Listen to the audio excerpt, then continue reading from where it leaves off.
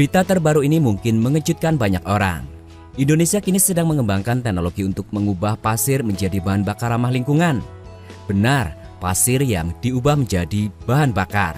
Tapi pasir yang dimaksud di sini bukan sembarang pasir, melainkan pasir silika.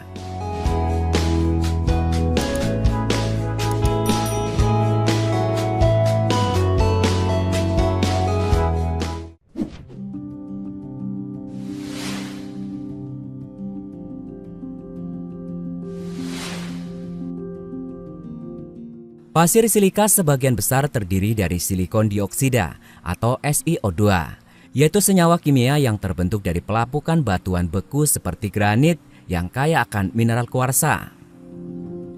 Indonesia sendiri memiliki cadangan pasir silika yang melimpah, tersebar di 23 provinsi, termasuk di Bangka Belitung dan Kalimantan Barat.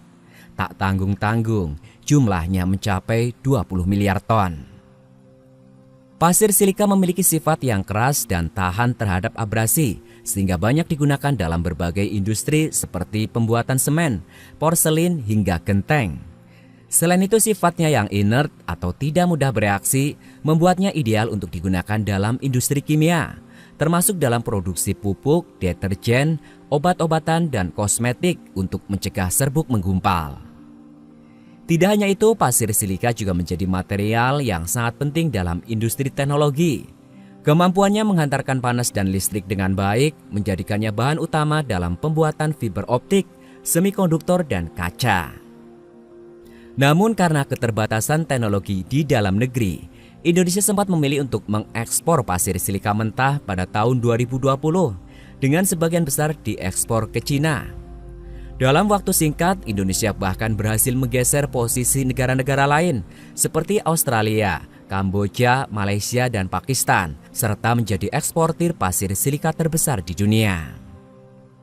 Meski sukses di pasar ekspor, kebijakan ini sempat menjadi sorotan karena Indonesia hanya menjual bahan mentah tanpa memperoleh nilai tambah yang maksimal. Menyadari hal ini, pada tahun 2023, Presiden Jokowi berencana melarang ekspor pasir silika. Tujuannya adalah agar pasir silika dapat diolah di dalam negeri menjadi produk turunan yang bernilai lebih tinggi, yang pada akhirnya diharapkan dapat meningkatkan perekonomian dalam negeri. Namun kebijakan ini tidak berjalan mulus tanpa halangan. Himpunan Penambang Kuarsa Indonesia atau HIPKI mengutarakan kekhawatirannya karena banyak penambang takut kehilangan mata pencarian mereka. Selain itu, langkah ini juga menimbulkan reaksi dari beberapa negara yang bergantung pada pasokan pasir silika Indonesia, terutama Cina. Sebagai tanggapan, Cina melalui perusahaan kaca terbesar mereka, Xinyi Glass, memutuskan untuk berinvestasi besar-besaran di Indonesia. Mereka berencana membangun kawasan industri di Rempang yang akan memanfaatkan cadangan pasir silika di Bangka Belitung dan Kalimantan Barat. Xinyi Glass memiliki ambisi besar. Mereka ingin menjadikan kawasan industri Rempang sebagai produsen kaca terbesar kedua di dunia setelah Cina. Di sana mereka akan memproduksi berbagai jenis kaca, mulai dari kaca mobil, kaca elektronik hemat energi, kaca float, botol kaca, hingga layar sentuh dan fiber optik. Dengan proyek ambisius ini, Indonesia tidak hanya akan menjadi pemasok bahan mentah, tetapi juga produsen produk-produk berteknologi tinggi yang berbasis pada pasir silika.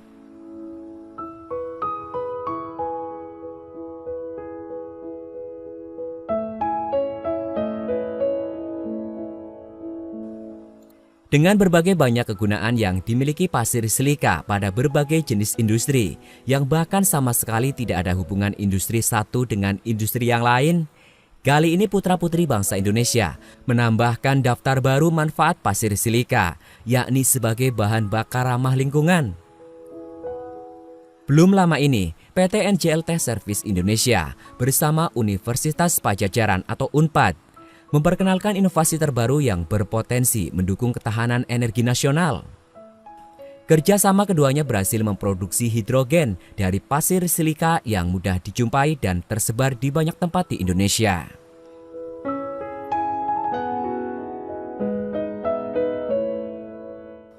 Dalam penelitian produksi hidrogen, PT NJLT Service Indonesia yang berada di kawasan industri Tegaluar, Kabupaten Bandung, Jawa Barat ini bekerja sama dengan tim riset UNPAD yang dipimpin oleh Profesor Yeni Wahyuni Hartati bersama Dr. Eng Uji Pratomo, Dr. Eng Irwan Kurnia, Ari Hardianto PhD, dan Irham PhD. Penemuan ini menegaskan posisi Indonesia sebagai pemain penting di sektor energi hijau global dengan memanfaatkan sumber daya alam yang melimpah dan berkelanjutan, kata Direktur Utama PT NCLT Service Indonesia, Rudiana Supriyadi. Rudiana mengungkapkan bahwa Ilham Akbar Habibie sangat antusias dengan penemuan ini. Putra sulung Presiden RI ketiga B.J. Habibie ini dalam sebuah lokakarya yang dihadirinya bersama perwakilan dari yang sangat mengapresiasi serta mendukung sepenuhnya inovasi penemuan tersebut untuk dapat segera diindustrialisasikan. Menurut Rudiana, metode yang dikembangkan memungkinkan daur ulang pasir silika secara terus-menerus tanpa menurunkan kualitas produksi hidrogen. Teknologi ini dipandang lebih inovatif dan efisien dibandingkan dengan pendekatan serupa yang digunakan oleh perusahaan-perusahaan global yang telah berkiprah lebih dulu.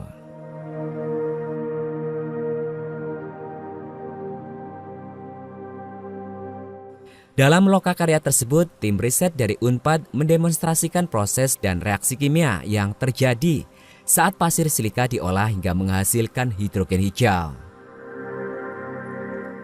Demonstrasi ini menunjukkan bagaimana hidrogen yang dihasilkan dapat digunakan sebagai bahan bakar pada genset yang telah dimodifikasi untuk berbahan bakar langsung hidrogen. Proses ini menggambarkan potensi besar hidrogen hijau sebagai sumber energi bersih yang dapat menggantikan bahan bakar fosil sekaligus mengurangi dampak lingkungan. Inovasi ini sebagai langkah besar menuju Indonesia hijau dengan potensi besar untuk diterapkan secara luas dan mendukung target nasional dalam mengurangi emisi karbon.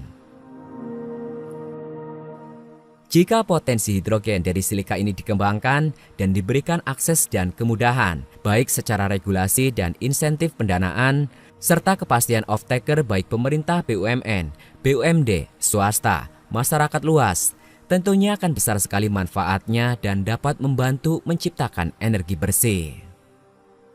Inovasi ini dapat mengurangi angka impor BBM, berkontribusi pada penurunan emisi karbon, penciptaan ekonomi sirkuler, penciptaan lapangan kerja baru. Selain itu juga ikut memelihara lingkungan, meningkatkan kesejahteraan rakyat terutama di daerah pedesaan yang kaya akan sumber pasir silika. Semoga penemuan ini dapat segera diindustrialisasikan.